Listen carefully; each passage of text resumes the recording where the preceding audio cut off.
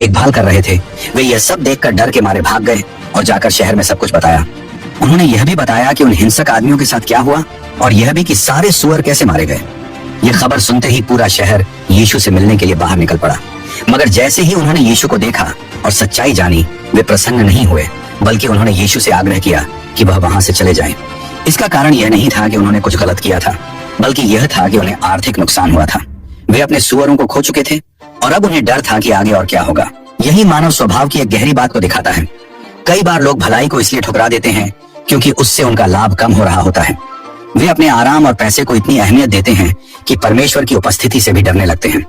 वहां के लोगों को यह दिखना चाहिए था कि दो व्यक्ति जो पहले पागल थे, हिंसक थे और किसी को चैन नहीं लेने देते थे, अब शांति में बैठकर कपड़े पहने हुए और सही होश में हैं।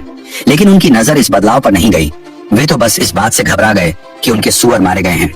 यही कारण था कि उन्होंने यीशु को वहां से जाने को कहा।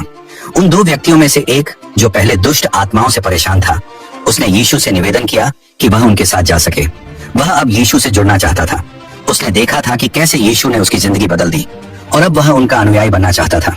लेकिन यीशु ने उसे अपने साथ आने नहीं दिया।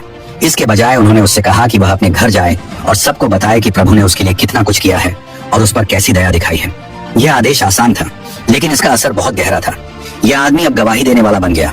उसने डेकापोलिस में जाकर सबको बताया कि यीशु ने उसके लिए क्या किया है और लोग यह सुनकर हैरान रह गए। ये एक बहुत महत्वपूर्ण मोड़ था। यहाँ से सुसमाचार का संदेश यहूदियों से आगे निकलकर गैर यहूदियों तक पहुंचना शुरू हुआ। यह व्यक्ति अब एक मिशनरी बन गया। भले ही उसने कोई किताब नहीं पढ़ी थी, पर उसका अनुभव गवाही देने के लिए काफी था। वह अपने जैसे लोगों के बीच गया और उसने बताया कि कैसे वह मुक्त हुआ।